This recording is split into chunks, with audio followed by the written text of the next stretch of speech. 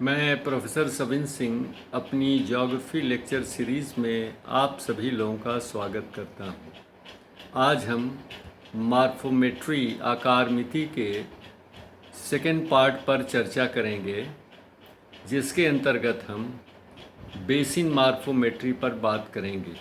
Basin morphometry का अर्थ है drainage basin. किसी भी नदी के अपवाह क्षेत्र को हम ड्रेनेज बेसिन कहते हैं और इस ड्रेनेज बेसिन के तहत हम उसका अध्ययन 3 पक्षों के अंतर्गत करते हैं।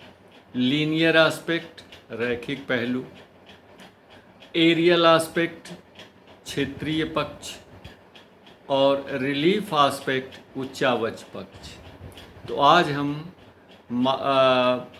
ड्रेनेज बेसिन मॉर्फोमेट्री के तहत लीनियर एस्पेक्ट पर चर्चा करेंगे। तो अपवाह बेसिन, ड्रेनेज बेसिन में के अध्ययन में लीनियर एस्पेक्ट के तहत हम नदियों की संख्या, नदियों के हायरार्किकल आर्डर का निर्धारण करते हैं, उनकी संख्या का अध्ययन करते हैं, उनकी लंबाई ज्ञात करते हैं और लंबाई पर आधारित विभिन्न नियमों का अध्ययन किया जाता है।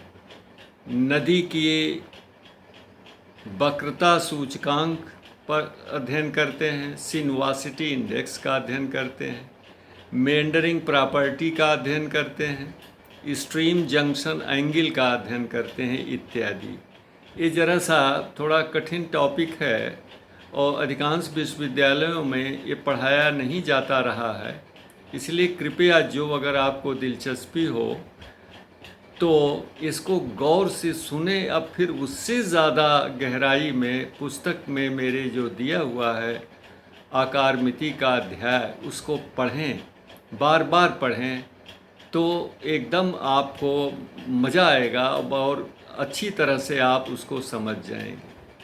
तो सर्वप्रथम हम करते हैं, जो भी हम ड्रेनेज बेसिन का चयन करते हैं, सिलेक्शन करते हैं, तो उसमें विभिन्न नदियों का पदानुक्रम, हायरार्किकल आर्डर हम निश्चित करते हैं।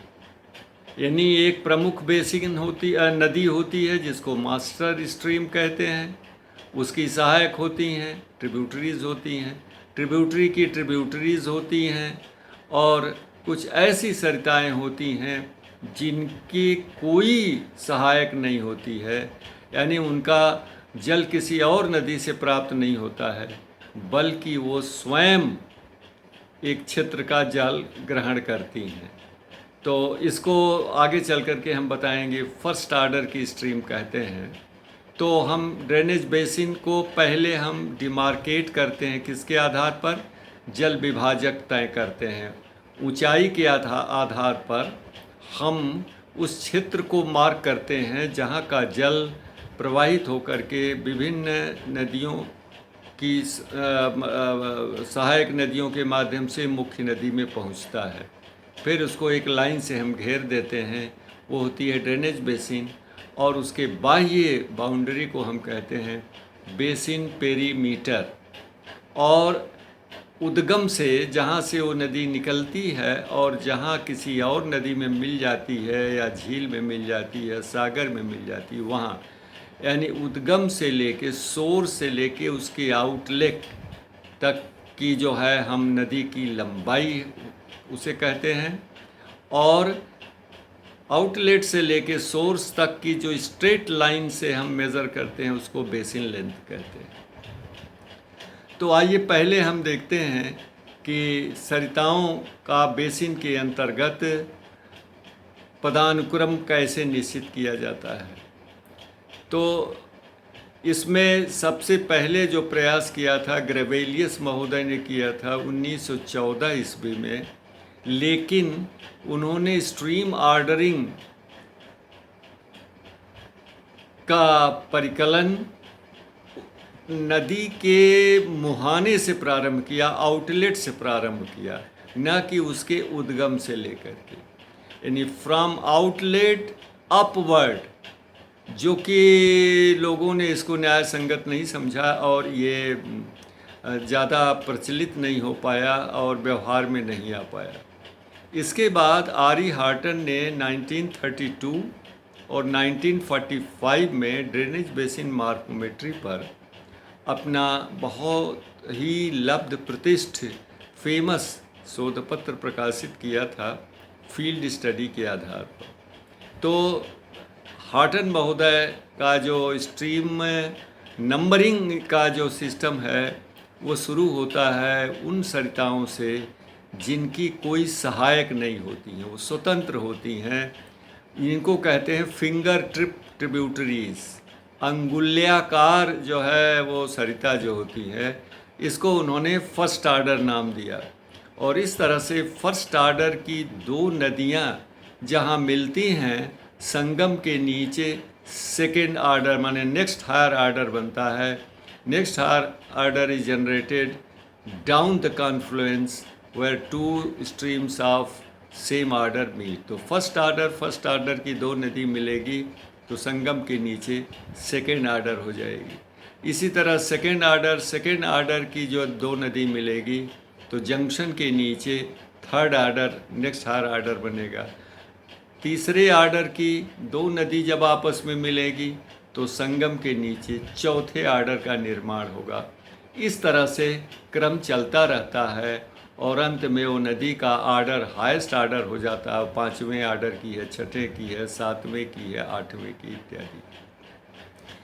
लेकिन उसमें एक ये भी नियम है हार्टन के अंतर्गत कि अगर किसी भी आर्डर से लोअर आर्डर की नदी उसमें मिलती है तो आर्डर की संख्या नहीं बढ़ेगी। जैसे सेकेंड आर्डर की नदी में अगर फर्स्ट आर्डर की नदी पुनः मिलती है या थर्ड आर्डर की नदी में सेकेंड आर्डर या फर्स्ट आर्डर की नदी मिलती है तो उसका आर्डर थर्ड ही रहेगा। यानी the lower order river can not increase the order of higher order. और इस तरह से जब एक आर्डरिंग हो जाती है तो देखिए फिर दूसरी एक्सरसाइज शुरू होती है, रिक्लासिफिकेशन होता है। से फर्स्ट और फर्स्ट नदी जब मिली आपस में तो संगम के नीचे सेकेंड आर्डर बना। लेकिन एक सेकेंड आर्डर की नदी को हम सोर्स तक ले जाएंगे किस आधार पर? जो सबसे लंबी होगी। तो जो फर्स्ट आर्डर की दो नदी थी उसमें एक का फिर आर्डरिंग बदल गया, उसको हम सेकेंड आर्डर कहेंगे, तो फर्स्ट आर्डर की एक रही। इसी तरह जब सेकेंड आर्डर और सेकेंड आर्डर की दो नदियां आपस में मिलती हैं, थर्ड आर्डर बनता है, तब हम ये निश्चित करते हैं कि थर्ड आर्डर की लंबाई कितनी है। तो सेकेंड आर्डर की दो नदियों की लंबाई जितनी जो सबसे लंबी होती है उसको फिर से हम वो थर्ड आर्डर नंबर उसको देते हैं, बदलता है।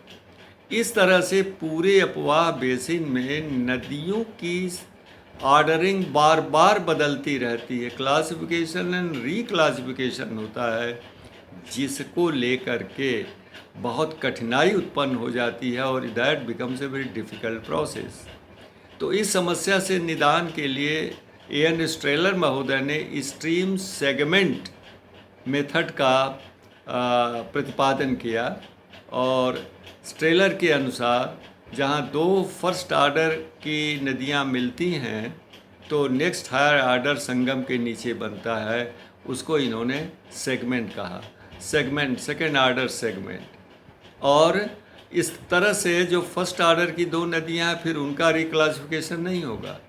फिर सेकेंड आर्डर के दो सेगमेंट जब आपस में मिले तो थर्ड आर्डर का सेगमेंट बना। और वो बाकी वो नियम वही चलता है कि अगर लोअर आर्डर की नदी मिलती है हायर आर्डर में तो उसका आर्डर नहीं बदलता है। This scheme was much easier, much practicable, और इसीलिए इसको व्यवहार में ज़्यादा लाया गया और सभी लोगों ने अपने शोधों में स्ट्रेलर महोदय के स्ट्रिंग सेगमेंट मेथड को ही अपने में उपयोग में लाया था। मैंने भी लाया था, मेरे स्टूडेंट्स ने भी किया था, वो आज भी लोग करते हैं। अब देखिए ये लीनियर एस्पेक्ट में अभी तो हमने स्ट्रीम नंबर की बात की, तो स्ट्रीम नंबर को ले करके हार्टन महोदय ने कई नियम बनाया है, जैसे कि the number of stream segments stream link R stream decreases with increasing order in exponential function model in geometrical progression।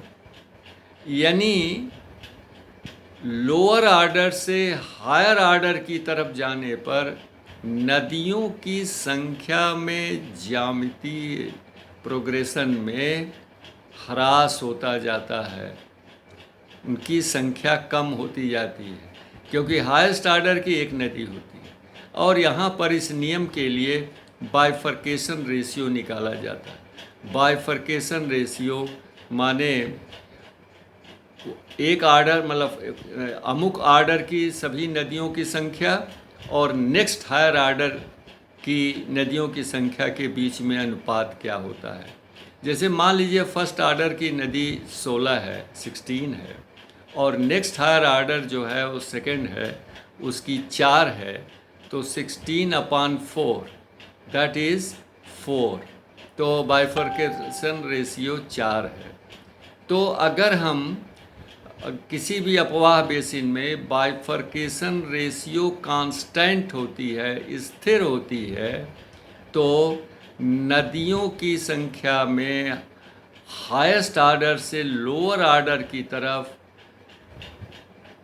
Geometrical progression में वृद्धि होती जाती है। जैसे अगर बाइफर्केशन रेशियो 4 है और 5वें ऑर्डर की वो ड्रेनेज बेसिन है, तो 5वें ऑर्डर की 1 होगी, तो चौथे ऑर्डर की कितनी नदी होगी? 1 × 4, वो ज्योमेट्रिकल प्रोग्रेशन में होगी, बाइफर्केशन रेशियो 4 है, कितनी हो गई? 4 हो गई फोर्थ ऑर्डर की। अब थर्ड ऑर्डर की कितनी होगी? 4 × 4 16 हो जाएगी, और सेकेंड ऑर्डर कितनी हो जाएगी? 64 हो जाएगी। फिर नेक्स्ट लोअर ऑर्डर की कितनी हो जाएगी? 256 हो जाएगी। तो इस तरह से इनको जब हम सेमी लॉग ग्राफ पेपर पर प्लॉट किया जाता है, तो ये निगेटिव एक्सपोनेंशियल फंक्शन मॉडल बनता है, और ये regression line negative exponential regression line बनती है। मीन्स हायर ऑर्डर से लोअर ऑर्डर की तरफ जाने पर नदियों की संख्या में ज्योमेट्रिकल प्रोग्रेशन में वृद्धि होती जाती है। There is an increase in the number of stream segments in geometrical progression from higher order to lower order. तो ये स्ट्रीम नंबर से संबंधित हो गए। इसी तरह ड्रेनेज बेसिन में हम विभिन्न क्रम की पदानुक्रम जो निश्चित हो चुका है, नदियों की लंबाई नापते हैं, और फिर नदियों की लंबाई, एक ऑर्डर की नदी की लंबाई हो और मीन लेंथ निकालते हैं, और नेक्स्ट हायर ऑर्डर की नदी की लंबाई के बीच में जो रेशियो होता है उसको लेंथ रेशियो कहते हैं। और लेंथ रेशियो के आधार पर हम नदी की लंबाई से संबंधित हॉटन बहुतन ने कई सिद्धांतों का प्रतिपादन किया है, जो आज चूँकि फेसबुक पर 14 मिनट से ज़्यादा का वीडियो अपलोड नहीं हो सकता, इसलिए अभी हम लीनियर एस्पेक्ट आज पूरा नहीं कर पाए, केवल आज इतना ही। फिर अगले दिन हम फिर बाकी बचे हुए जो भाग हैं लीनियर एस्पेक्ट के, उसका हम जिक्र करेंगे। नमस्कार।